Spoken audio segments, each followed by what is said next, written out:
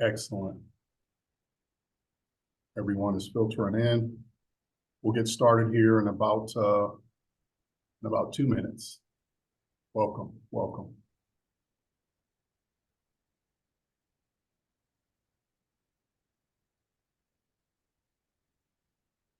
Excellent.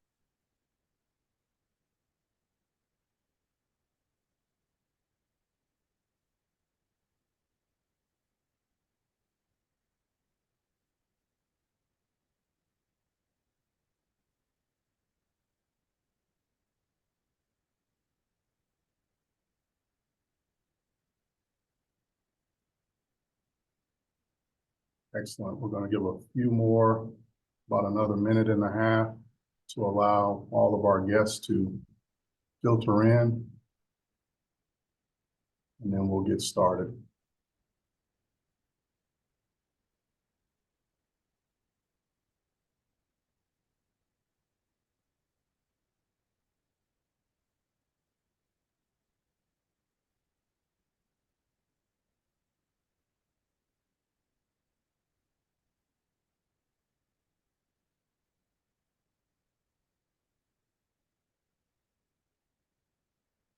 All right. Wow, action-packed. Welcome to the new Bipartisan Opportunity Youth Caucus launch. We're excited to have you all join us today. I'm your MC, Cecil Fielder with Workforce Connections, Southern Nevada. We have an action-packed agenda today with rich conversation from our guest speakers, and on the heels of this launch is a call to action. I'm standing right now in our ballroom where our local board and our local elected officials actually convene to pull the work forward here in Southern Nevada. Nevada, specifically Southern Nevada, as you know, is home to the Las Vegas Raiders, home to the two-time WNBA champions, Las Vegas Aces, Stanley Cup champions, Vegas Golden Knights. Last November, we hosted Formula One, and as many are aware, we hosted the NFL Super Bowl here in February 2024. We want to hear from you. Please drop in the chat your name, organization, which city you represent, and what makes your city unique. Drop it in the chat. We have our team monitoring the chat. Also, if you have any questions, feel free to drop it in the chat. We'll do our best to answer. If we cannot get to your question, we'll formulate a fact sheet and we'll accompany the recording once it comes forward. Last but not least, a little housekeeping. We have closed caption available right on your device, so feel free to utilize that option. I want to give a little color and context to the term opportunity youth. These are young adults 16 to 24 that are disconnected from both work and employment. Previously, we referred to as disconnected youth or at-risk youth. The term opportunity youth merged from we wanted to put emphasis on the potential of re-engaging this population of young adults. Youth disconnection has been an issue in the U.S. for several decades. In 2007, 2008 with the recession, and then this issue was compounded during the COVID-19 pandemic. And we couldn't ignore it any longer. At the height of the pandemic, 1 in 4 young adults were disconnected. Even now, jobless rates with young adults are still nearly triple at 8.5%, the national average. We've experienced a growing trend with youth disconnection since the late 90s. The question emerged, and I had to ask, why opportunity youth? Opportunity youth, through recent data analysis, out-of-work youth, 62% has no more than a high school diploma, least experience with early work experience, lowest rate of school enrollment, in post-secondary, highest rate of parenthood. Last but not least, the least prepared to find and retain gainful employment. The consequences of opportunity youth being shut out of the labor market is damaging. The economic value of opportunity youth is estimated that in 1 year, taxpayers had to shoulder more than $93 billion to compensate for lost taxes and direct costs to support our youth. Our work here is imperative and will continue to compound over the next decade, as it's estimated all boomers will be retired in the next 10 years. And so I just wanted to unpack that and give some color to that.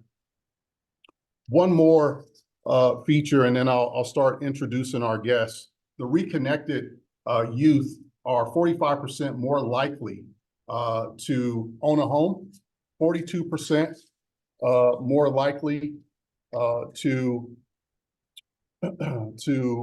achieve good health. Couple of notes here. If these 4 million opportunity youth were reconnected, it would result in roughly $55 billion added back into the nation's economy. We must continue to heighten our awareness and increase the awareness of mental health disorders within our youth, including but not limited to depression, anxiety, suicidal ideation. The purpose of us convening and coming together today is that we acknowledge that system barriers are in place and need to be adjusted in order to effectively serve our youth going forward. And we believe that the leaders on this call today will help support this action and drive policy change. Allow me to introduce U.S. Congresswoman Michelle Steele, serving her second term in the House, where she serves the people of California, District 45. Congresswoman Steele was born in South Korea and raised in Japan. She is an immigrant to the United States and is walking in her vision of the American dream. Without further ado, here's a short video.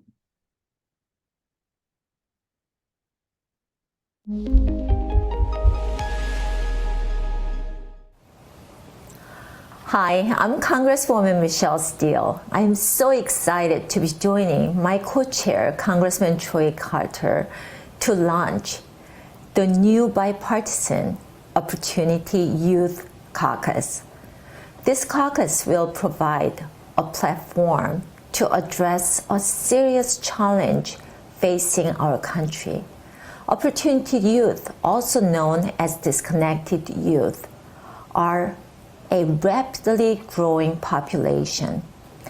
In my district in Southern California, there are around 130,000 16 to 20-year-olds. In 2019, before the pandemic, we saw a new low of 6.7% that population that were neither in school nor in the workforce. In 2021, that number had skyrocketed to over 11.2%. Across the nation, the total number of these young people is around 5 million. Education and work are essential elements of achieving the American dream. The good news is that there are lots of proposals working their way through Congress that will preserve critical programs and create new tools to reconnect youth to education and employment. Through our work as a caucus, and with your help, we will be able to better advance those priorities in Congress. I want to thank the Opportunity Youth Ambassadors, Measure of America, the California Opportunity Youth Network, and the Louisiana Opportunity Youth Coalition for their partnership in this effort. Together, we can make a difference in the lives of millions of American youth and help them to achieve the American dream. Thank you.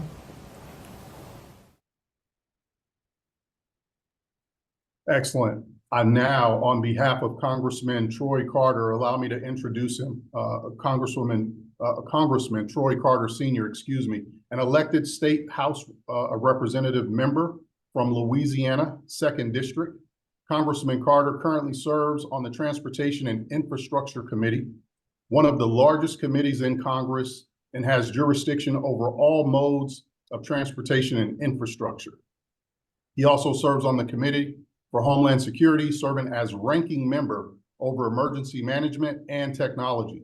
Congressman Carter authored and co-authored hundreds of bills that are now law.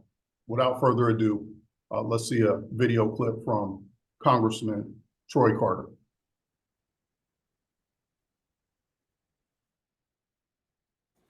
Hello, I'm Congressman Troy Carter, and I proudly represent Louisiana's 2nd Congressional District. I'm excited to speak at today's Opportunity Youth Caucus launch event. I'm honored to be a co-chair of the Bipartisan Opportunity Youth Caucus. As a father and a member of Congress, I'm inspired daily by the drive, ideas, and leadership of our young people. No two people have the same background or path in life. It's our responsibility to ensure everyone has access to the opportunities and the resources to achieve their dreams. Some young people are disconnected from work or school and may need some help. I want all of our students not just to survive, but to thrive.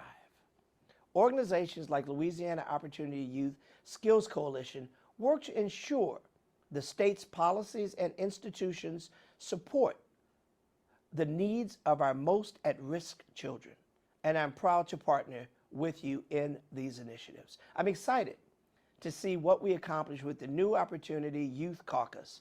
I especially want to thank my fellow co-chair, Representative Michelle Steele, for joining me. We will promote Opportunity Youth, research and policy, and serve as a platform for engaging with our local workforce, education, and service providers. Together, we can see to it that every young person succeeds and has an opportunity to fulfill their greatest dreams, hopes, and talents. Thank you so very much. Let's go forward and be successful. God bless.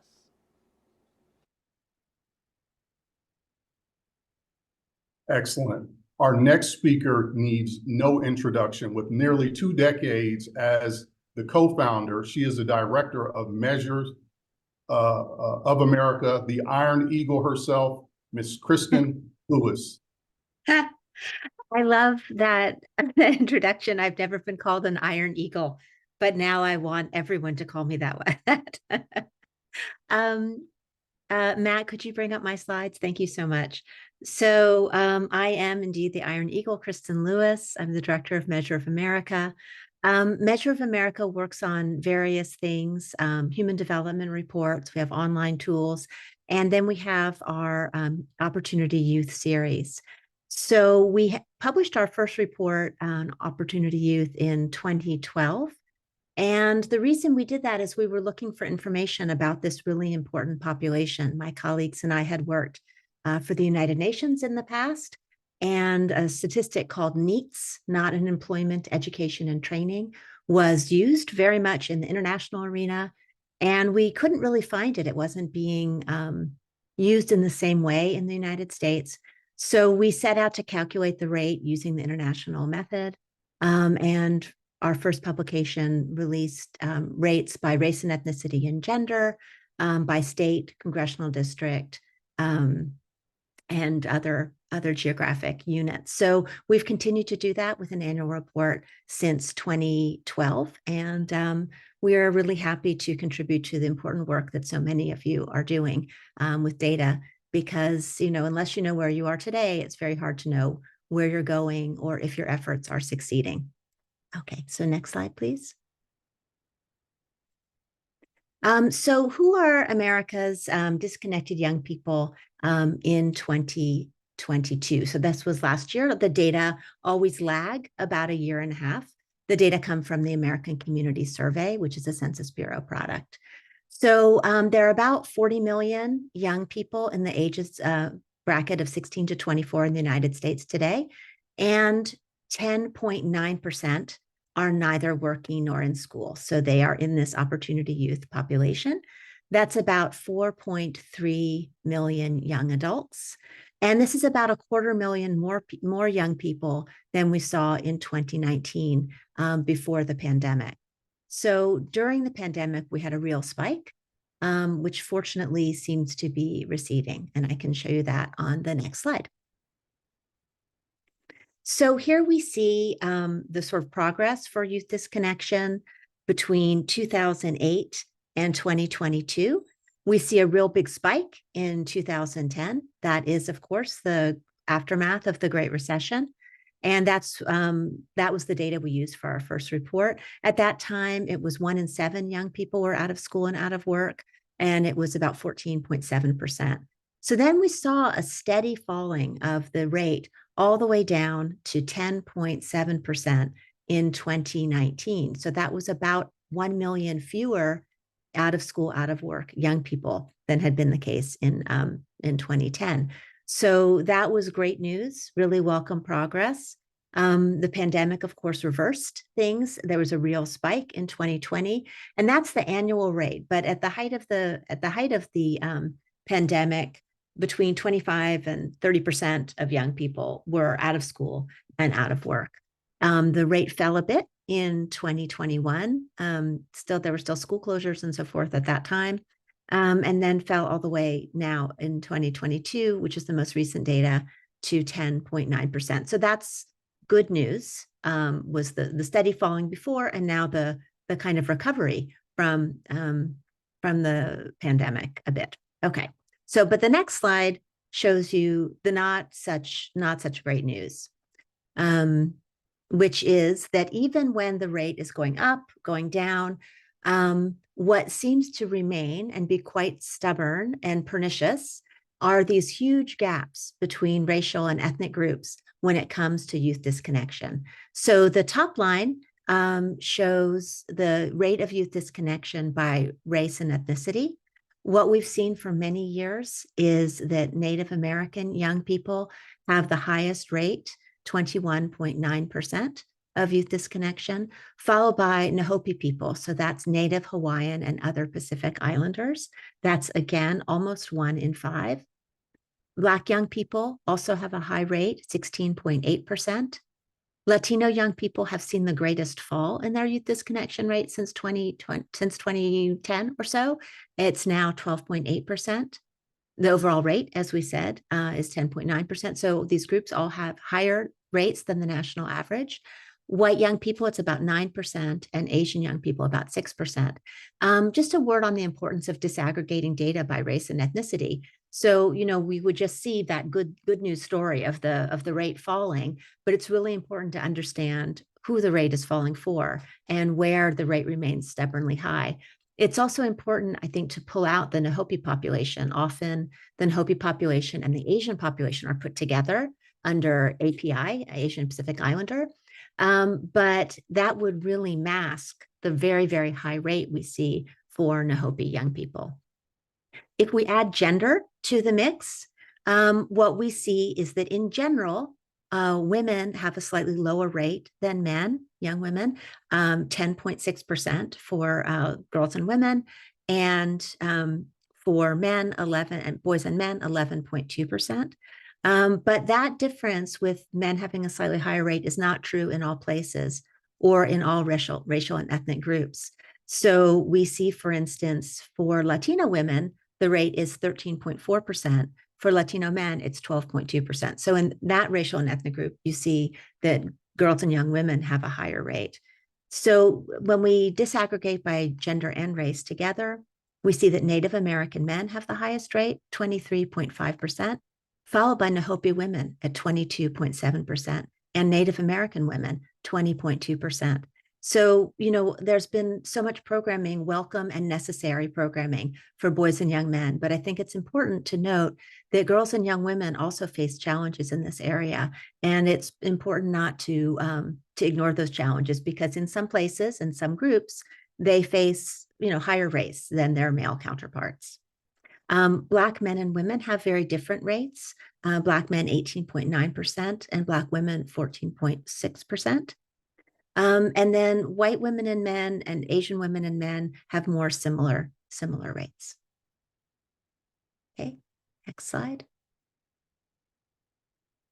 And here we see the congressional district map. It's a congressional bipartisan caucus. So I thought this would be a good one to show. The darker colors are higher rates of youth disconnection. The lighter colors are lower rates. You see North Carolina there is in gray because there was a problem with the data for that year. Can you click the slide and we'll see the highs and lows. So the highest rate is New York's Congressional District 15. 1 in 4 young people are out of school and out of work. That's the South Bronx neighborhood of New York City. And just go one more time. The lowest rate is in Iowa, Iowa's 3rd district, where just 5.2%, like 1 in 20 kids, is out of school and out of work. So that's the sort of latest data roundup. We'll have all this information and more in our next report, which should come out in a couple of months. And you can also always go to our website and find all the latest data. So that's it for me. Thank you. Excellent. Thank you, Kristen, for your body of work through the years, tireless efforts, but you are truly appreciated, and we're grateful to have you in this space. I now want to present to you 2 lived experts who are dedicated to the process along their journey of success. First, we have Ms. Chastity Carter, here to share why Opportunity Youth, specifically with our disconnection rate of Latina women at 13.4%, as Kristen highlighted, and Black women at 14.6%, need explicit representation at the federal level. And before we hear from Ms. Chastity is currently a student at Delgado Community College, DCC, pursuing an associate's degree in culinary arts. She recently graduated from Nunez Community College, where she obtained her certificate in technical studies, culinary arts. She is passionate about food, people, and perfecting her craft. As the chair of Reconcile's Alumni Advisory Council, she collaborates with a group of young, talented New Orleans who serve as advisors and ambassadors to Reconcile New Orleans. Ms. Chastity Carter, ladies and gentlemen, please.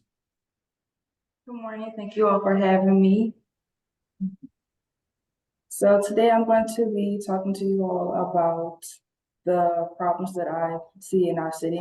One of those problems being income. The income rate for our city is currently at $7.25, which is not a livable wage in our city. I believe that our starting rate should be up to $15 an hour, especially with inflation in the city. My second talking point will be housing. We need better housing for our youth, for families. The poverty rate currently for Louisiana is at 37%, while Louisiana as a whole is at 27%.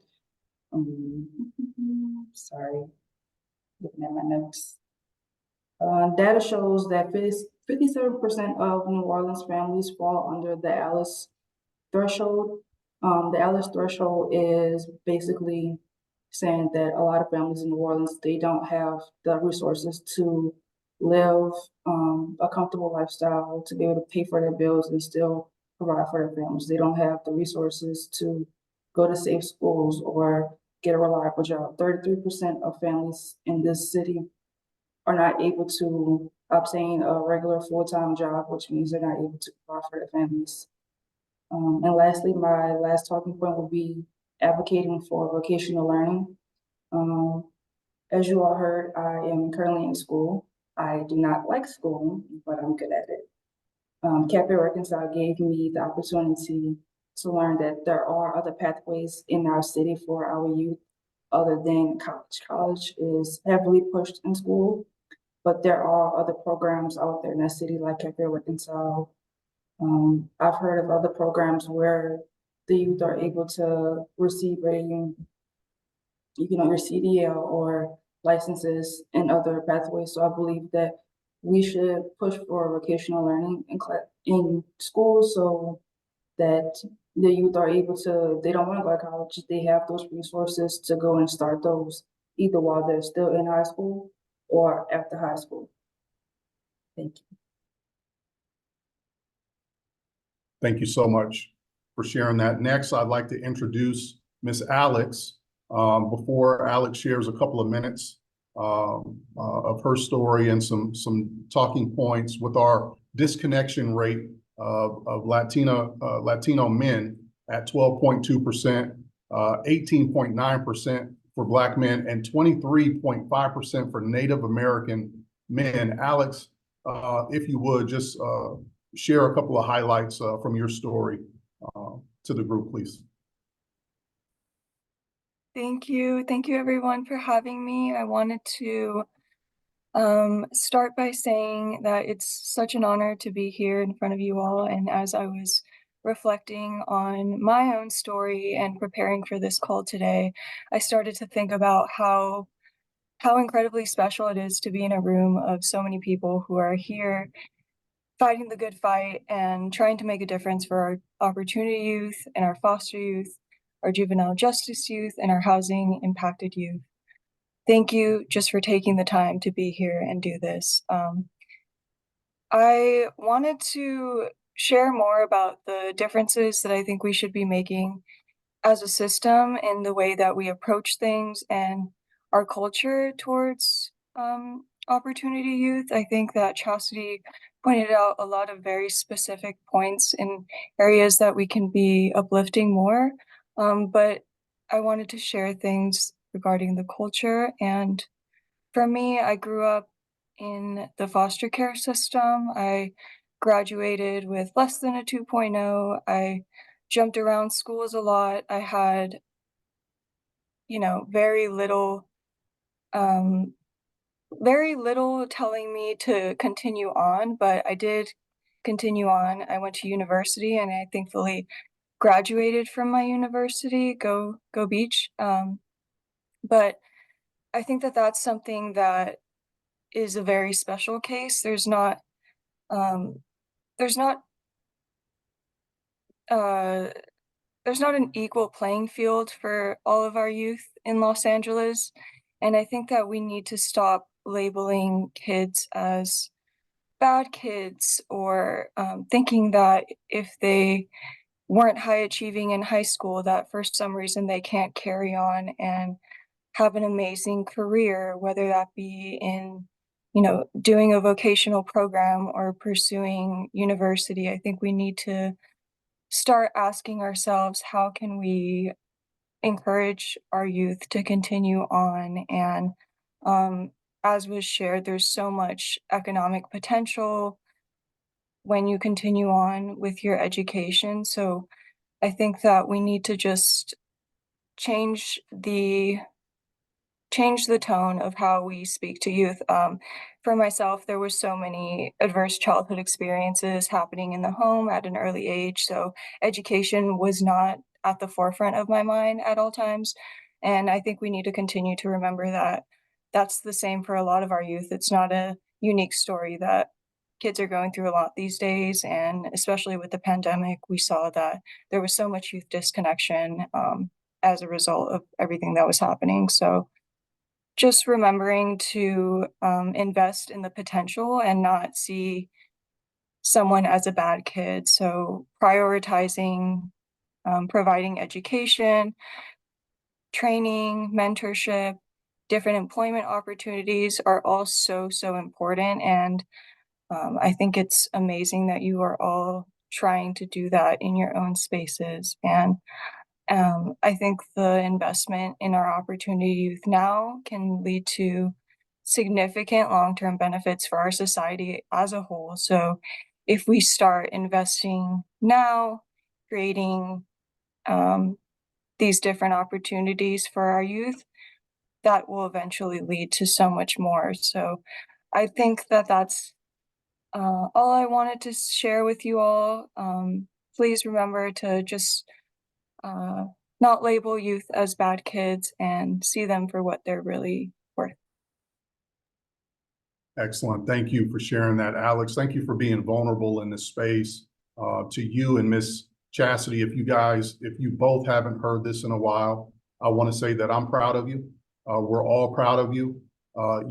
Thank you for your courage. Thank you for your resilience. Thank you for your distinct ability to figure things out. And you guys are both trailblazers. You young ladies are trailblazers, and you are beating a path for young adults. They told me don't call them kids, for young adults to come behind you. So thank you for all that you're doing.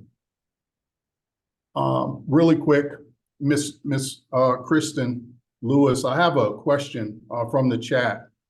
Miss Sid Stewart has a question regarding, are there data distinctions within the board term opportunity youth for foster, justice, and unhoused young people? Yeah, so this is a super important question. Sorry, can you hear? I think I went out. Yeah, this is a very important question. So this is kind of a wonky answer, but our data source is the American Community Survey, which is an annual instrument of the Census Bureau. Basically, the Census Bureau surveys 1% of the US population every year. And that source of our is the way we figure out the youth disconnection rate using that data. So we can only say the rate for groups that are able to identify themselves in the American Community Survey. So for that reason, for instance, we aren't able to say the rate for LGBTQ young people. We would love to be able to do that, but there's no place on the Census Bureau, on the American Community Survey, sorry, where you can identify yourself that way. So because of that, we can't sort the data that way. Likewise, your status as a foster person, a foster youth, or having been involved in the foster care system, likewise being justice involved. There is some data on housing, but the data on homelessness are not great. As a phenomenon, it's a hard population to count.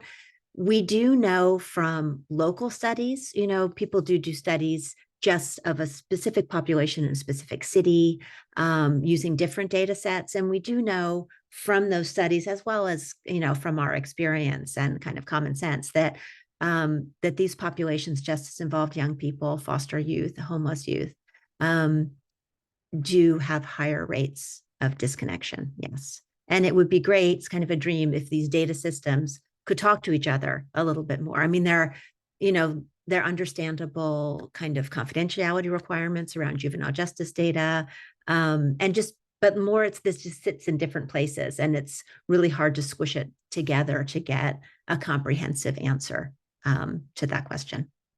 And I have one more question from Raymond, also from the chat. Are any particular metrics you examine when indicating disconnection? So we can say of the population of people who are out of school and out of work, we can say the share that are mothers. We can say the share that has at least one disability. We can do it by educational attainment. We can sort it by race, ethnicity, and gender, and also nativity. So US-born young people and foreign-born young people, we can do those. So we can do those kinds of divisions. We can also do, have you ever worked? We find very high rates of disconnection among young people who have never worked. We can also bifurcate by age groups. And so we find the 21 to 24-year-olds, for instance, have the highest disconnection rate. 16 to 18, the lowest, just because of compulsory education. The lion's share of those young people are connected, plugged into school. And the rate kind of goes up the farther you are from them. Excellent. Thank you so much. And just being mindful of time, the reason why most of us are here today is because of this incredible human being I'm getting ready to introduce. She currently leads and convenes the Los Angeles Opportunity Youth Collaborative, which was born in 2013 out of Aspen's Institute Forum for Community Solutions, a national network for rural, urban, and tribal communities seeking to improve education and employment pathways for young adults. She'll probably kick me under the table if I unpack her education, but she has double majors in psychology and social work and earned her master's from Pepperdine. My mentor and change agent herself, Miss Lori Collier, ladies and gentlemen.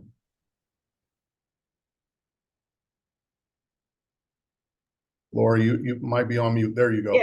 Yeah. Thank you, Cecil. You're funny. Hello, everyone. I'm happy to be here, and I want to start out by thanking the colleagues that helped put this event together, because literally it took our whole village to make this Opportunity Youth Caucus happen. So thank you to New Ways to Work, Strategies 360, the Louisiana Opportunity Youth Coalition, in addition to other partners that help make this happen across the country. I'm excited to share that we had over 170 organizations nationally sign on in support of the Opportunity Youth Caucus, which is amazing. From all across the country, we're having this come up as an issue that we want to make sure we are highlighting and bringing these issues that impact Opportunity Youth, and bring Opportunity Youth to Washington, D.C. to talk about what their issues are that they're experiencing. In addition, we have drafted the letter that will be going to Representative Steele and Representative Carter. You'll be getting that in your inboxes along with a recording from today, in addition to any answers that people asked, and also the slides that Kristen presented. So we'll send those all out. And then finally, we want to make sure that you know that we will be reaching out to you to talk about who in your congressional offices within your districts that we can invite to join the caucus.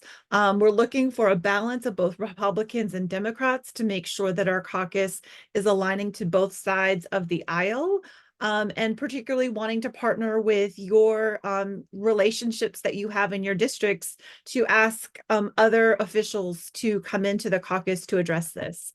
So we'll be reaching out in the coming weeks to get all this organized.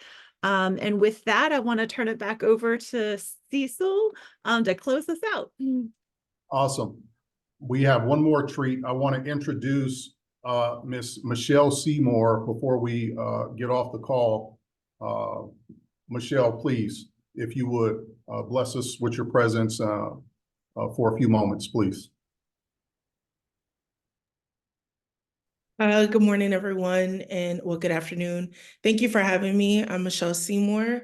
I'm here representing the New Orleans Youth Alliance as the Re-Engagement Center Director. And I'm just here to share about the impact and the importance of ensuring that our young people, especially Opportunity Youth, have the access not only to resources, but to supportive relationships from adults, and also that their lived experiences and expertise are always centered in the way that we implement and evaluate our work going forward. As part of the New Orleans Youth Alliance, 2 years ago, we launched the Re-Engagement Center, the first of its kind in New Orleans. And not only did we launch a direct service hub that has provided services to over 150 young people in our Orleans parish, but we also established an Opportunity Youth Collaborative that has established several policy wins and also learning wins as it pertains to uplifting Opportunity Youth within our region.